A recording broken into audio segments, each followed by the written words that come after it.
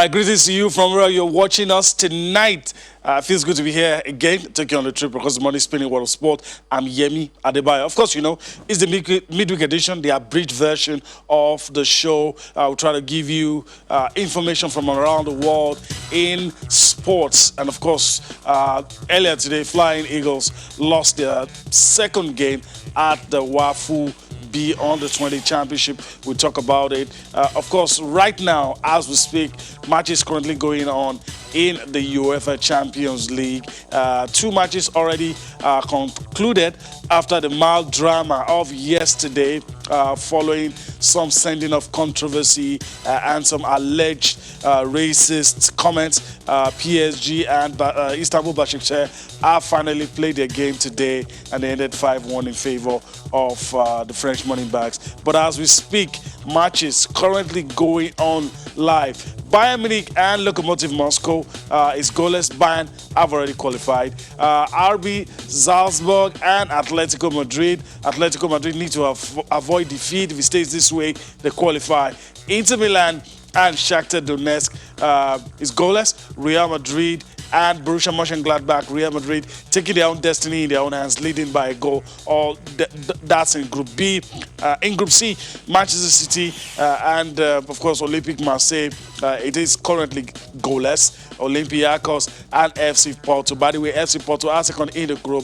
FC Porto currently leading in Greece. Then the already concluded matches in Group D, Ajax Amsterdam losing a very good opportunity to qualify for the next round, lost to Atalanta, and FC Midtjylland played a draw with Liverpool, 1-1 draw. But of course, it counts for nothing. Liverpool has already qualified. All right, with me on the abridged version of the show tonight is a friend of the house, Olamide Oshilade. He joins me now as we take a look at all of the things happening. Olamide, it's good to have you join me tonight as we take a look at what is happening in the world of sports.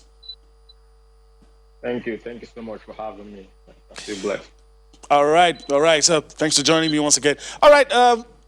You probably heard the things that I said, situation report in the UEFA Champions League. What are the things you're expecting tonight? Not much to be said about Group D, of course. Liverpool, they've done the job. They've qualified with Atalanta. Ajax drop into the UEFA Europa League. But in the other places, especially that group where you have Real Madrid, Inter, Borussia Mönchengladbach, Shakhtar Donetsk, what do you think will happen? That's that group has always been, it's a tough group, tough one, and not expecting Real Madrid to be where they are, fighting for survival right now.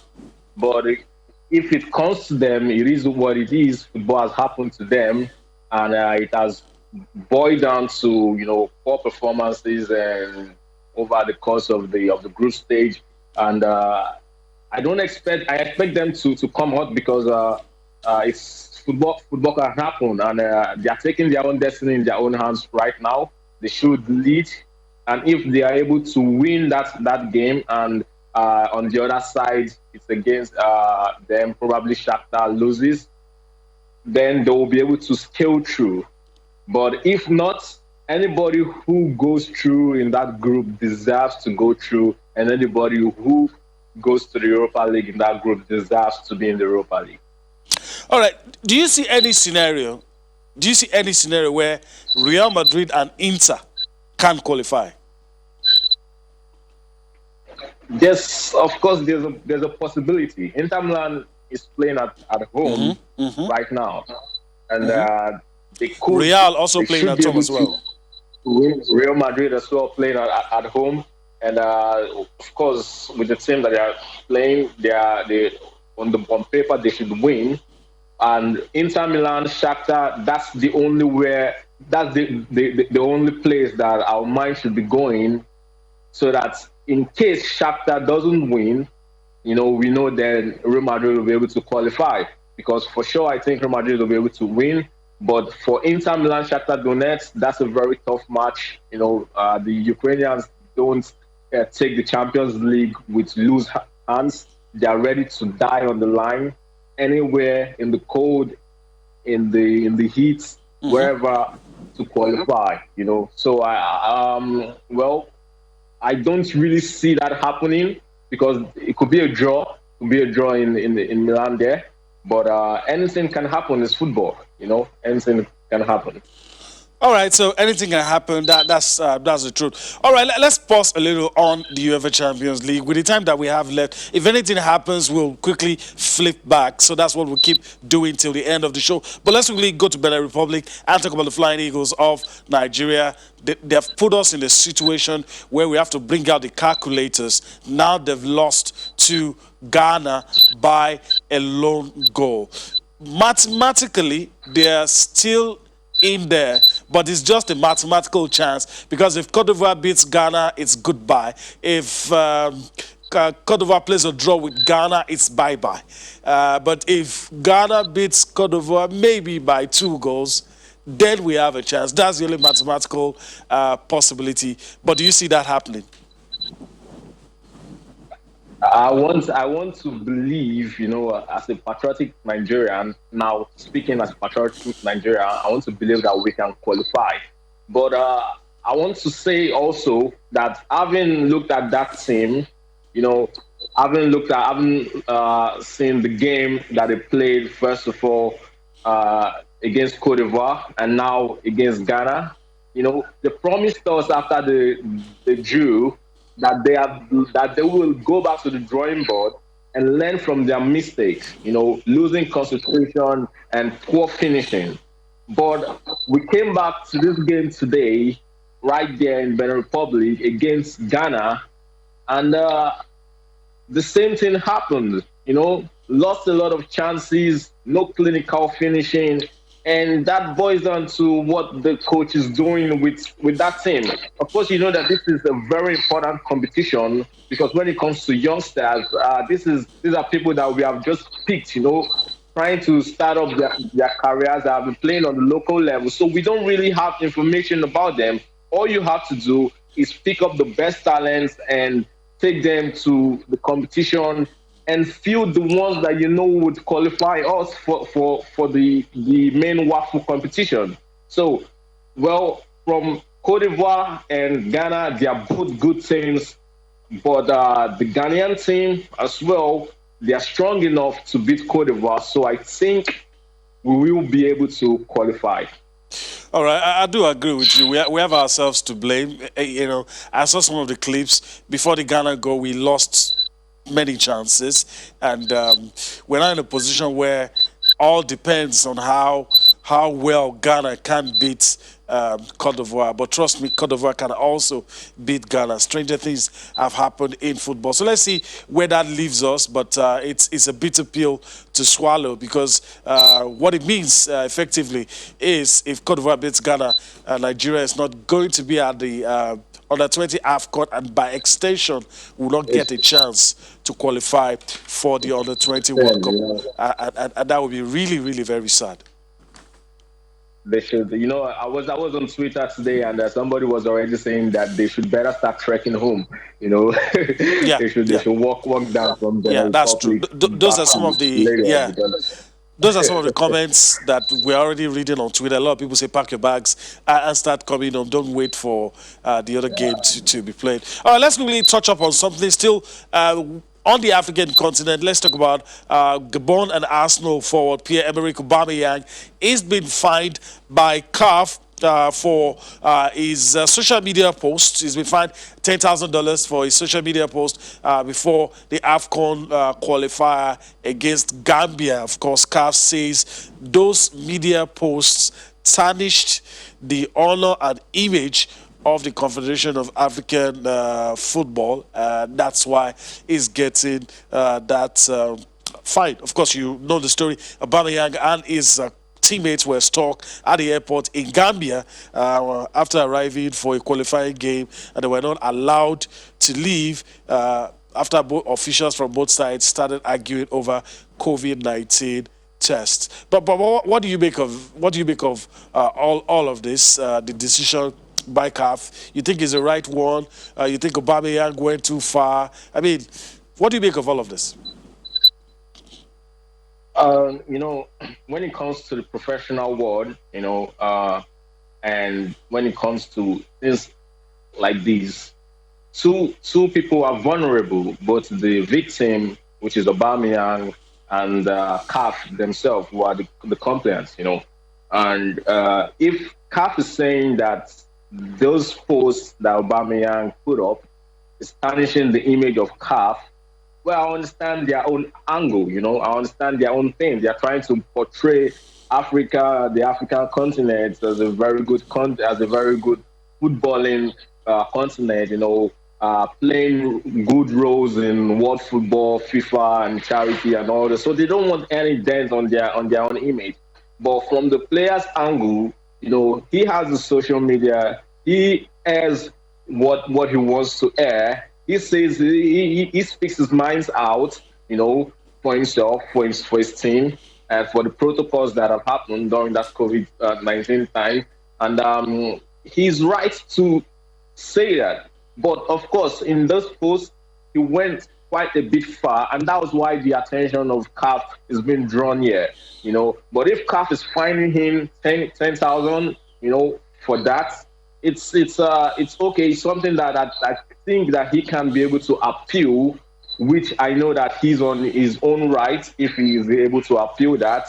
But at the end of the day, CAF has just done the right thing because they are only trying to protect their own image, not they understand that Aubameyang is a senior player, and shouldn't be Yeah. airing such, and that was why they are Yeah. finding him.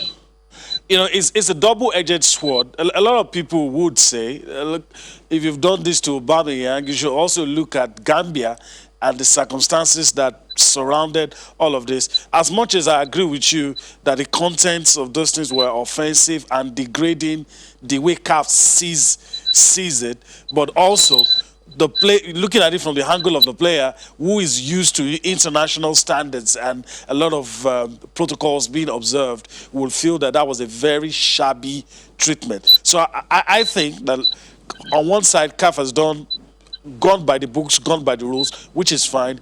But do you also think that Gambia too should be looked at, and the circumstances surrounding that incident probably should get a look in? Well, first of all, these protocols, it was something between Aubameyang and the Gambian federations. Well, Yeah, yeah, am I correct? Yeah. yeah, So yeah. the Gambian Federation, if you look at it properly, they are on CAF's side because they are trying to implement what CAF has said they should implement, and they are following the protocols of CAF there. But on the player side, he's worried about something else. So CAF definitely would be on the side of Gambia.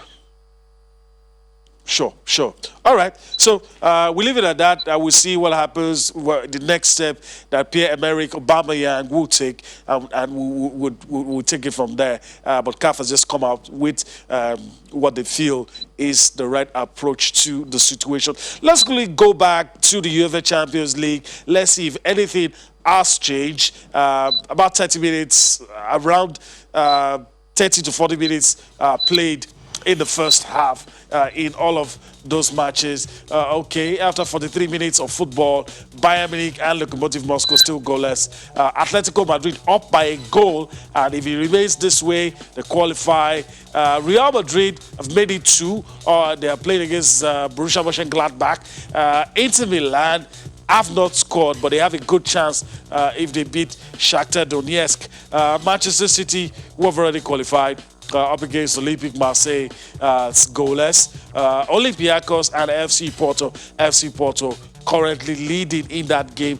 All of these matches, apart from the last two, are in the first half. The last two matches already concluded. Ajax Amsterdam dropping down into the UEFA Europa League after losing to Italian side Atalanta. Then FC Midtjylland, of course, played a 1-1 draw with Liverpool. Mo Salah scored in that game, and for now is the Liverpool player with the most goals in the UEFA Champions League. So that's it. Let me really get your thoughts. I know we're about to cross the finish line any moment, but you think Atletico can hold on and secure second spot. All they need to do is to avoid defeat. But if they lose, they'll of course be thrown into the Europa League. I just heard you say they are leading 1 goal. They are leading by 1 goal. So you look at Atletico Madrid and you know that this is what they are good at. They score one goal, ball in at the back of the net, and the rest of the match they play. They turn it into a defensive wall. And they see off that game with that 1-0, and it's something that they are good of. So you've led them to score first, and that is it. This is how the game is going to end, most probably, and they're going to go through. So I don't see a question there in Atletico Madrid. It's something that they are good at over the years and over the years. This is the style of Diego Simeone, and the players are so used to it. They know how to play this kind of game very well. All right. And Okay. That Okay, I mean, I can't disagree with you. You're very right. Atletico know how to play this kind of matches. They know how to lock up shop. Before we close, let's take a look at the women. They're showing us the way, leading the light in Nigeria. Women's League have resumed today. 7 cities saw action in female football. Let's just quickly see the results before we wrap things up on the show tonight. Women's football, the Premiership, everything started today. And there you have it. FC Robo won away, defeated Nasarawa Amazons by a lone goal. Bielsa Queens defeated Sunshine Queens 2-1. Confluence Queens played a 1-1 draw with Rivers Angels. Delta Queens, Hamad Dream Stars Ladies 4-1 in their game. Then, of course, there are still some other matches, 3 more matches to talk about. Edo Queens, Hamad, Trash Royal Queens 4-1. Abia Angels beat Pelican Stars 2-0. Then you have Ibom Angels losing to Oshun Babes by a lone goal. Oshun Babes and FC Robo, 2 teams picking away victories and maximum 3 points on the road on day 1. So I want to just thank you for your time on the show, Olamide. Hopefully we'll get a chance to do this again some other time. Thank you so much. I really appreciate the time. All right. So that's our friend Olamide Oshilade giving us his thoughts. And that's a wrap on the show. This abridged version of Sports Tonight. We're back here again tomorrow. There will be more to talk about. We will have all the teams that have qualified for the next round and the teams that have dropped into the Europa League. So we're back here again tomorrow to do that for you. I'm Yemi Adebayo. Bye-bye now.